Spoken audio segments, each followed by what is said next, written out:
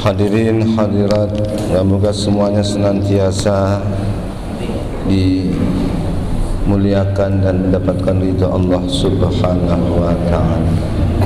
Langsung saja ya. Kita ulang, kita sampai 151 memang sudah kita baca tapi belum saya jelaskan ya. A'udzu billahi minasy syaithanir rajim.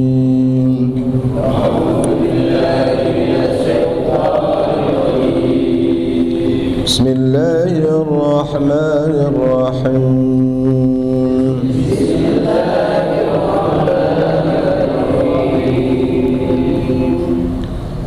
Kama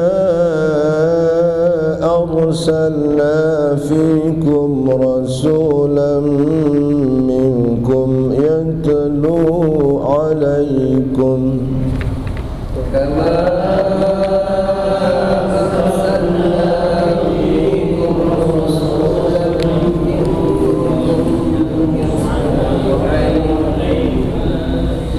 يتلو عليكم آياتنا ويزكيكم ويعلمكم الكتاب والحكمة يتلو عليكم آياتنا ويزكيكم ويعلمكم الكتاب والحكمة ويعلمكم الكتاب والحكمة يعلمكم ما لم تكونوا تعلمون ويعلمكم ما لم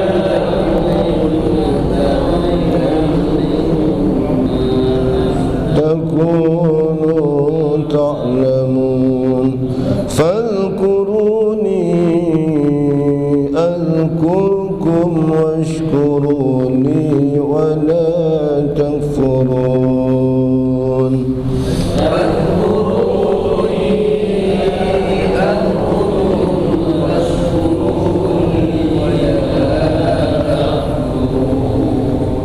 تكفرون يا أيها الذين آمنوا استعينوا بالصبر والصلاة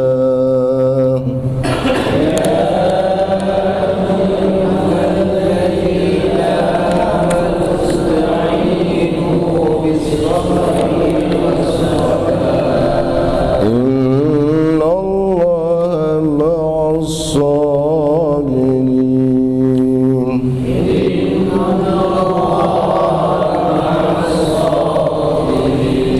Ya, mohon dibaca. Aku berlindung dari godaan syaitan yang tertutup dengan menyebut nama Allah yang Maha Pengasih lagi Maha Penyayang.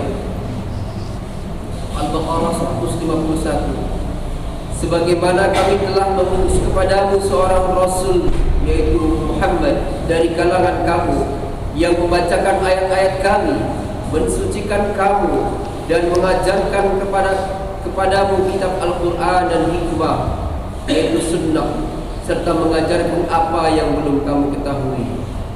Ayat 152. Maka ingatlah kepadaku, aku pun akan ingat kepadamu.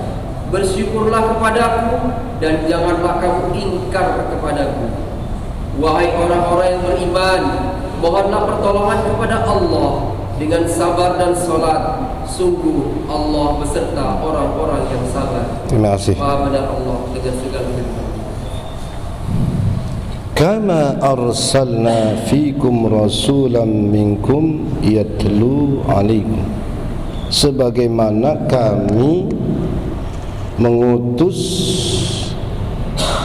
di tengah-tengah kamu seorang rasul dari bangsa kamu. Kama arsalna fikum rasulan minkum. Kama ini ada hubungannya dengan ayat sebelumnya ataupun kama muttasil kepada yang sesudahnya. pada ayat sebelumnya, sesungguhnya beralihnya kiblat itu adalah sebuah kenikmatan. Kenikmatan yang dimiliki oleh umat Islam karena jelas jalan yang diberikan oleh Allah atau ketentuan yang ditetapkan oleh Allah Subhanahu wa taala bahwa Islam mempunyai kiblat tersendiri. Ini adalah satu kenikmatan. Wali utimma ni'matahu alaikum, kan begitu kan sebelumnya.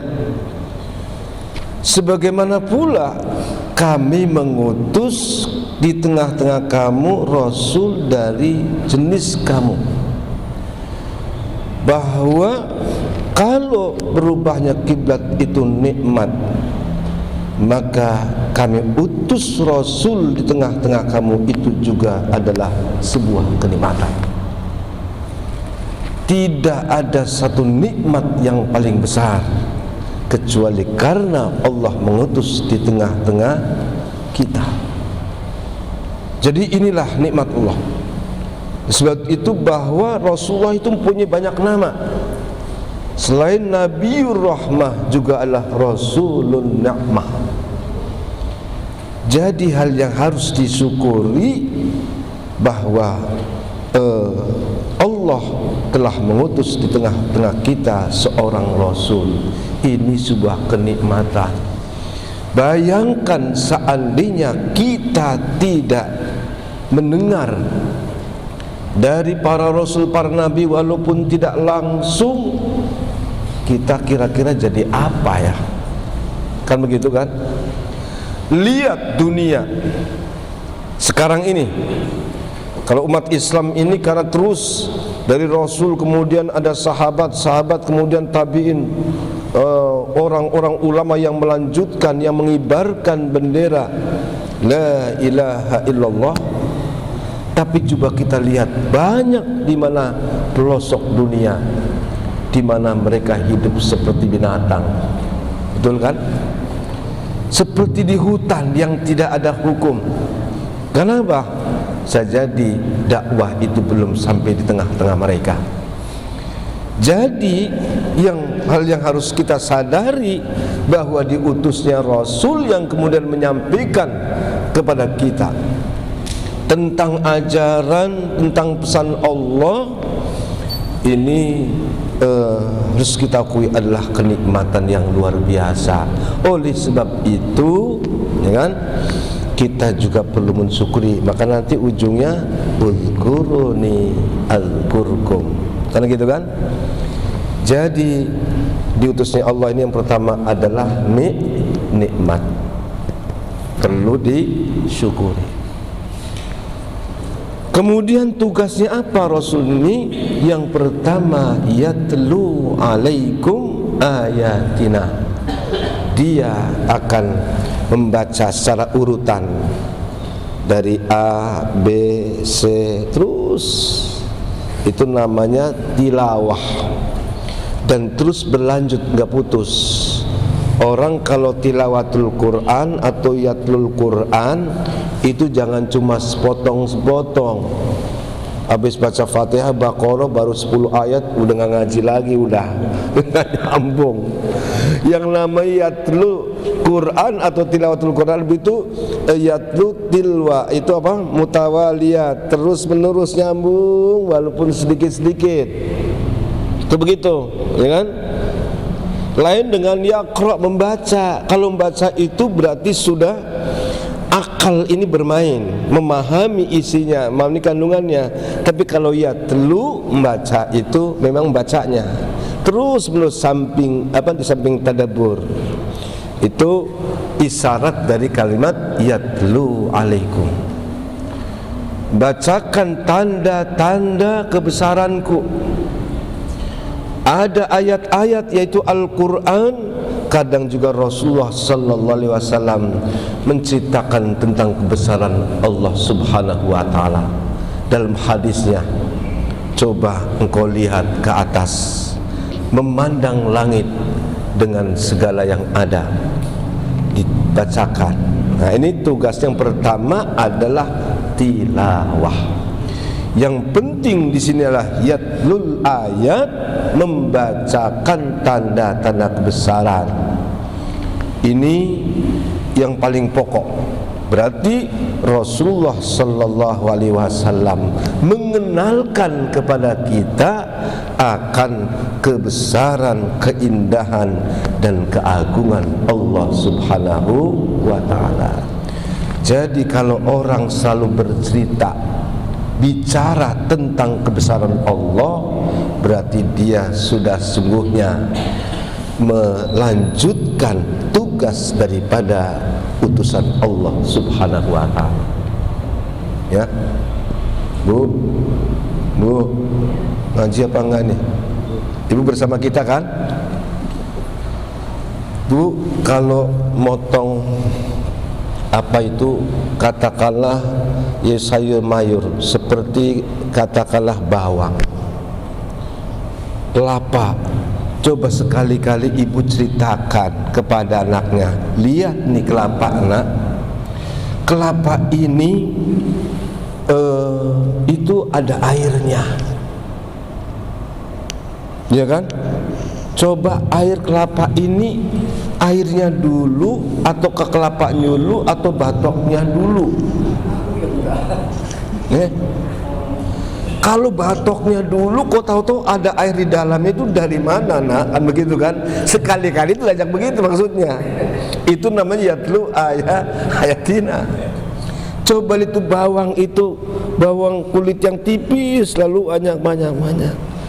Kalau lagi makan durian juga, ibu lihat tuh nak nih, durian itu ada kamar-kamarnya. Siapa yang bikin tuh? Ya kan?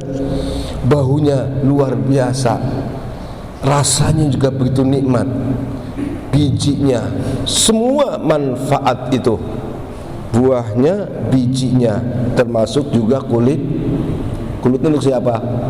Kalau saya mah nggak mau apa-apa aja semua, ya kan? Artinya sambil membaca tentang kebesaran Allah, karena semua itu ayat-ayat Allah gitu. Jadi sederhana, nggak usah terlalu luas begini, udah sekitar kita aja itu umpamanya seperti itu. Itulah Rasulullah, kan?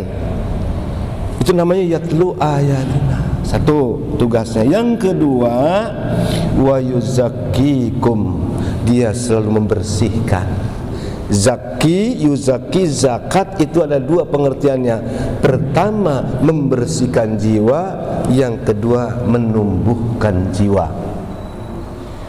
Ini disebut namanya tazkiyatun nafsi, supaya diri itu bersih.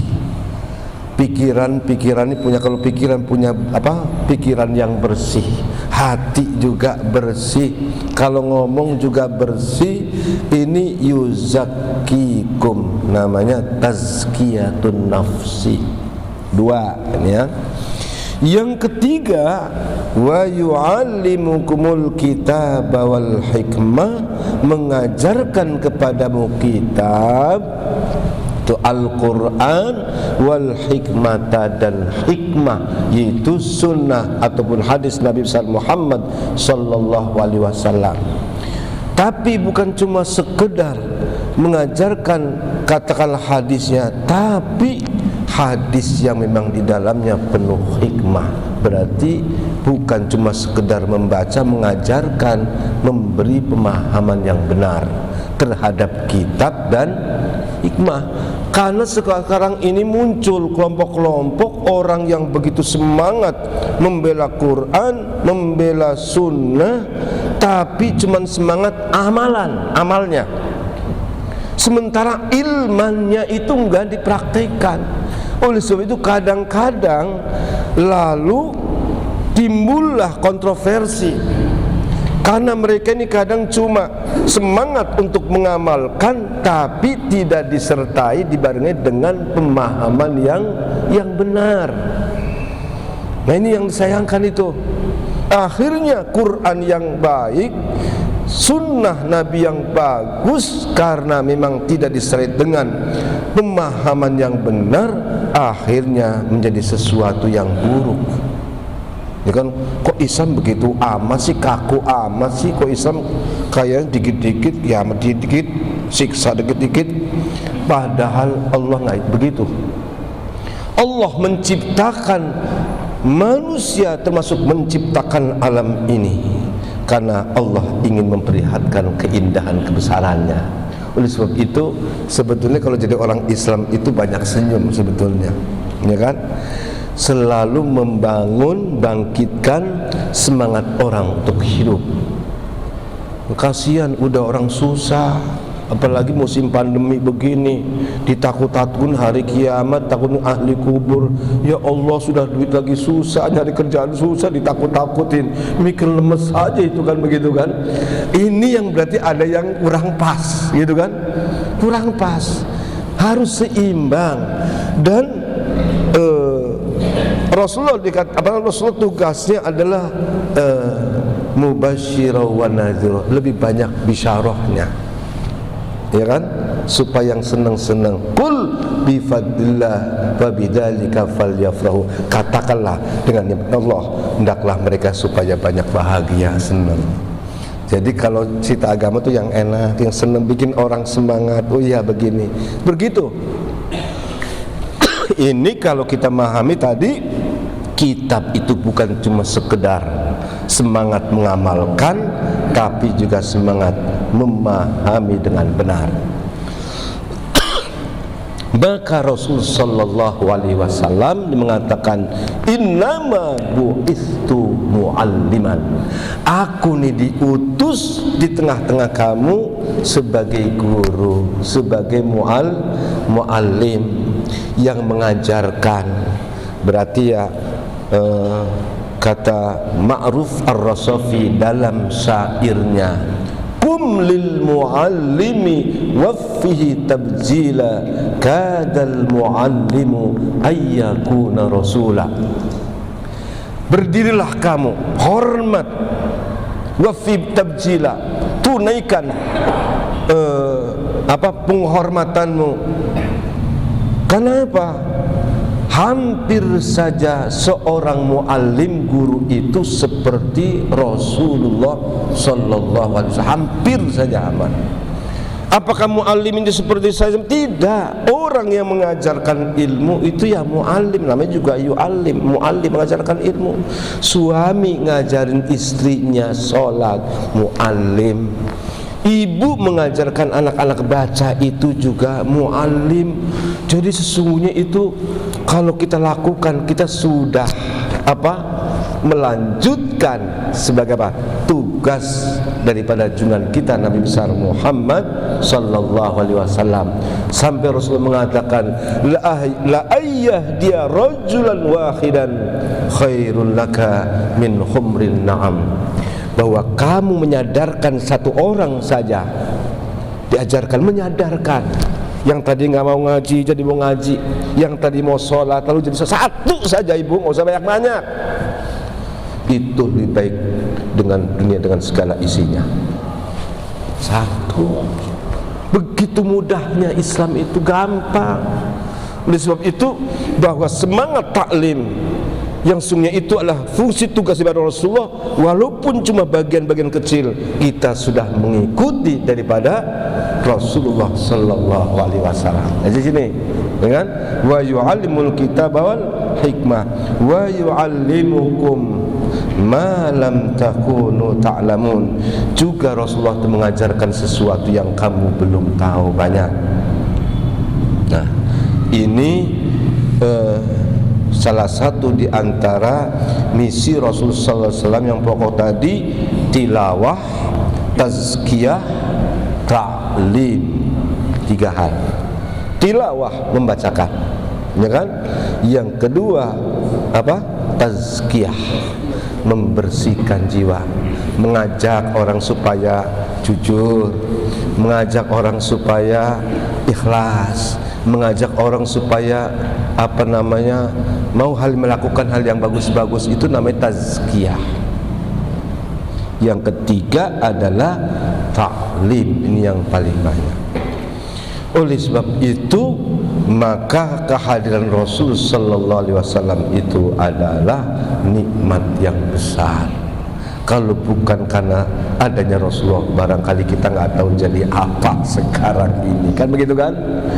Nah, ini ayat 121 singkat-singkat.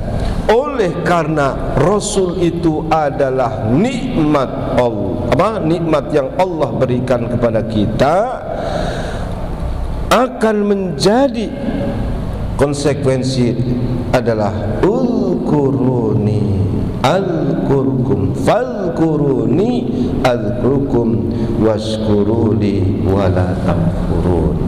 Maka hendaklah kamu itu berzikir kepadaku, al-kurkum, pasti aku juga ingat kepadamu. Zikrun, zikr itu artinya menyebut, menyebut-nyebut. Kalau dalam pikiran bukan menyebut tapi mengingat, betul kan? Kalau di pikiran itu namanya mengingat-ingat. Tapi kalau dalam ucapan menyebut itu namanya zikir. Hal yang tidak boleh terputus adalah mengingat kepada Allah Subhanahu wa taala. Itulah sebabnya maka Allah Subhanahu wa taala perintahkan, karena manusia itu gampang lupa benar. Pagi begini, sore udah berubah lagi. Itu gampang berubah, betul Bu? Bu, kayak tempe. Kemarin itu kedelai, besoknya berubah jadi tempe. Kemarin masih singkong, besok berubah jadi tape.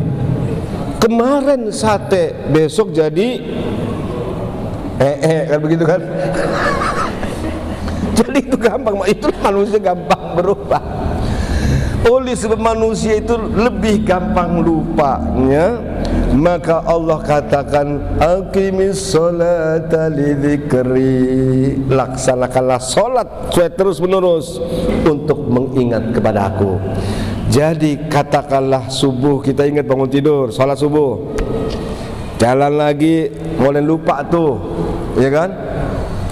Lalu lupa itu, pagi lupa udah, pikiran kita udah kemana-mana, yang nyari duit, yang nyari ini, lagi lupa diingetin lagi. Hayya 'alas shalah, duhur, ingat lagi.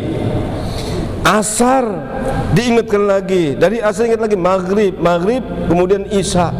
Itu karena memang manusia itu gampang lupa, cuma satu yang sulit dilupakan oleh kita semuanya. Apa Bu? Duit. Itu kan melekat banget. Udhkuruni al-kurkum, ingatlah kepadaku, pasti aku ingat kepadamu. Jadi ibaratnya gampang sekali. Kalau kita tanya begini, Allah ingat kepada aku apa enggak ya? Ya tergantung kamu. Kalau kamu ingat kepada Allah, berarti ya Allah ingat kepada kamu. Saya ini orang yang mulia apa tidak? Apakah kamu memuliakan daripada ajaran ajaran Allah Subhanahu wa taala? Kalau kita muliakan berarti memang kita mulia. Begitu aja, kali gampang. Enggak usah cari. Kalau kita ingin tahu posisi kita di mata Allah ini, pengen tahu enggak? Kayak apa sih saya di sisi Allah tuh kayak apa? Tingginya seberapa, harganya seberapa? Itu paling gampang sebetulnya. Karena kita tahu, ya kan? Sejauh dia dekat kepada Allah, sejauh itu pula Allah dekat kepadanya. Gitu aja udah. Jadi nggak perlu, jangan mengatakan, wah, ini orang ini kayaknya orang yang takor kepada Allah deh. Takor bagaimana? Salat lu kagak? Nggak bisa, itu nggak bisa. Jadi gampang ya kan? Gampang nggak? Kalau kita baca Quran selalu, umpamanya dalam satu lembar dibaca Quran walaupun berapa ayat, itulah ukuran kita dekat kepada Allah. Kalau kita zikir juga, itu juga sesungguhnya posisi kita di mata Allah. Kata Nabi, man arada an ya'rifa manzilatahu indallah falya'rif manzilatallahi indahu. Siapa yang ingin tahu sejauh mana, setinggi apa derajatnya dia di mata Allah, kenalilah sejauh mana posisi Allah, kedudukan Allah pada diri kita. Kalau Allah itu selalu kita yang utamakan, yang selalu istimewa, maka kita juga akan menjadi istimewa di mata Allah Subhanahu wa ta'ala. Gampang kan? Gampang gak ini? Jadi mudah sekali.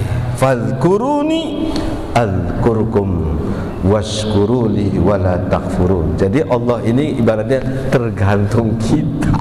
Itu kan? Ya kan?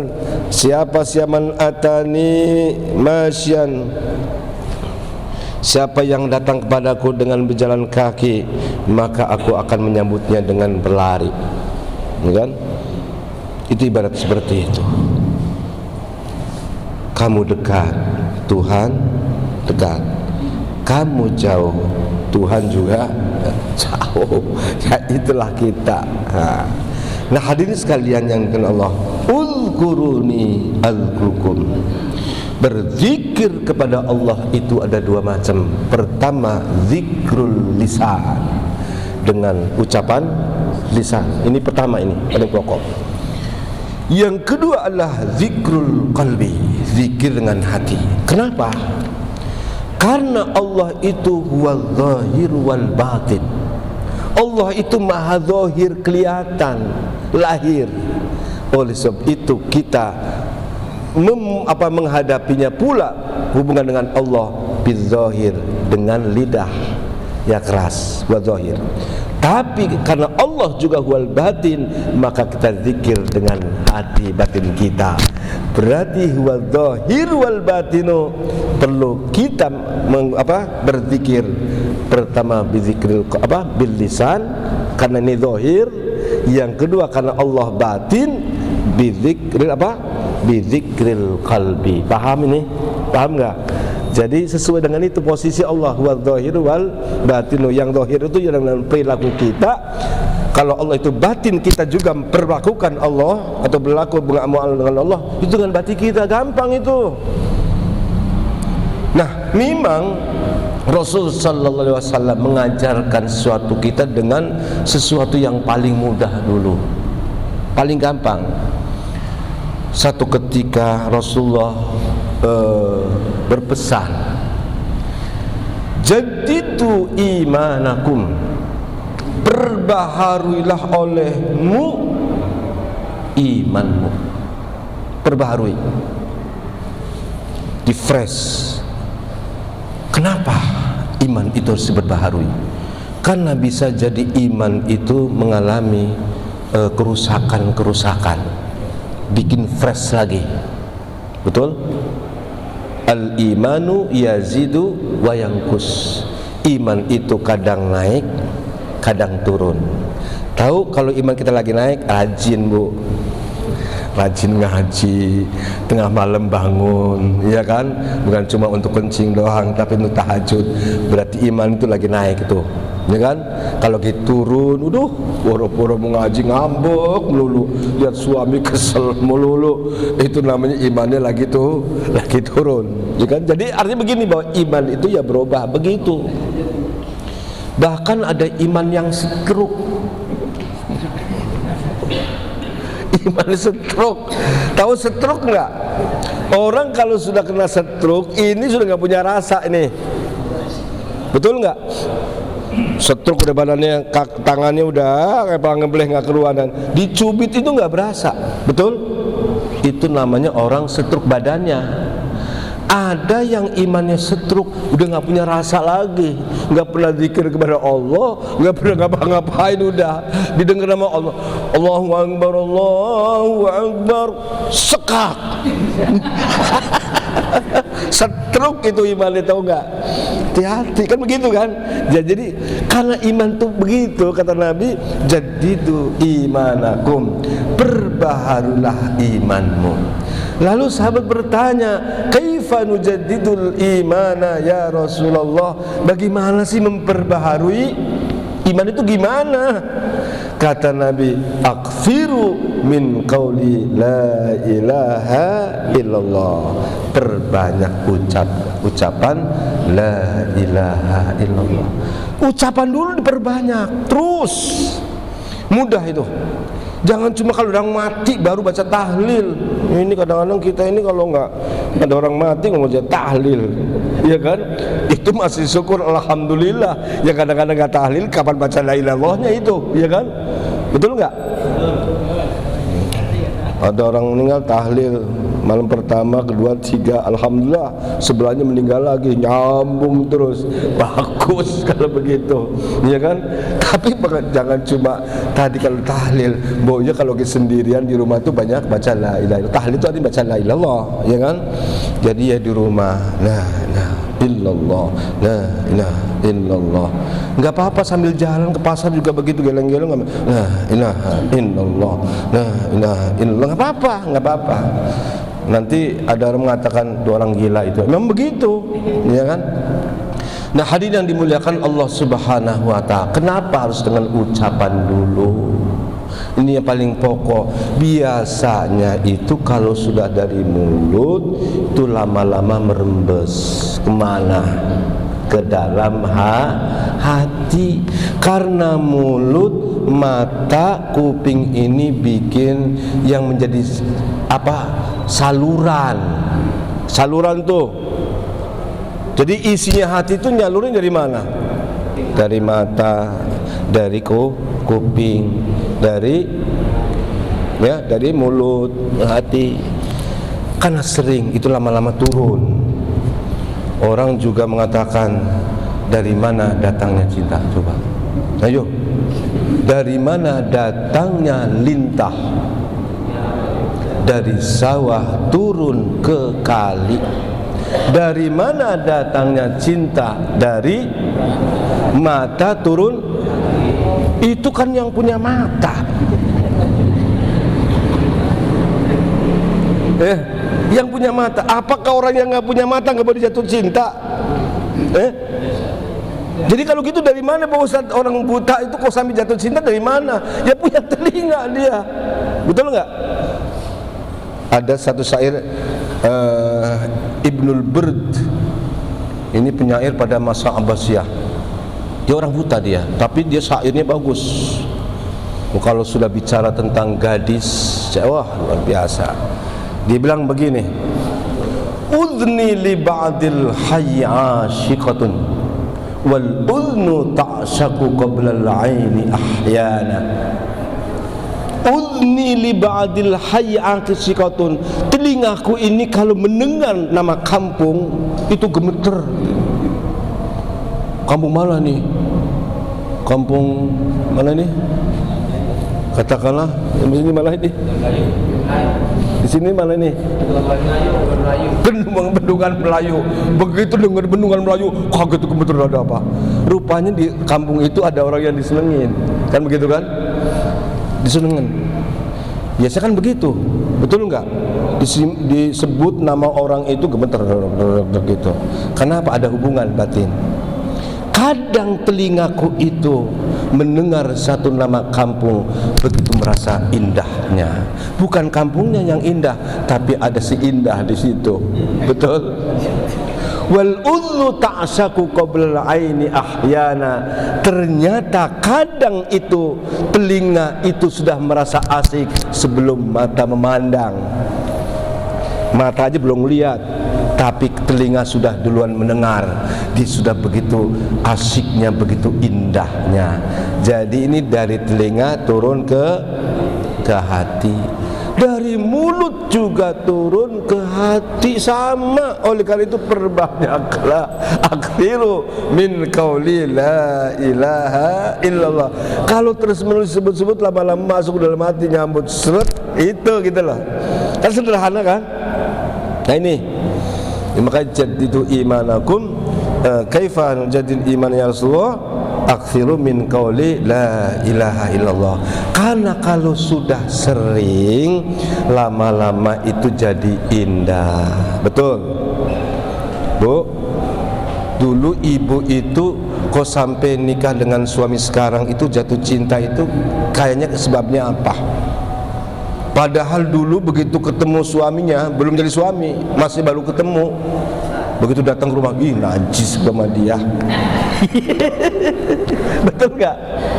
Kadang kan perempuan begitu, ini najis begitu, belagu lah begitu. Sekali, 2 kali, orang begitu aja dia openin begitu. 2 kali, 3 kali, 4 kali, udah begitu bawa martabak lagi, ya udah. Kenapa? Namanya juga depan rumah, satu sekolahan, satu kelas lagi. Tiap hari ketemu dia, ketemu lagi dia. Tadinya mah nggak seneng sama sekali, betul nggak? Lama-lama karena cakep juga, ya kan begitu kan? Itu karena sering lihat. Kita nih telinga ini kalau sering dengar suara yang indah, lama-lama juga kita suka kok. Betul? Betul nggak? Saya tuh sering nonton kadang-kadang ngikutin itu iklan.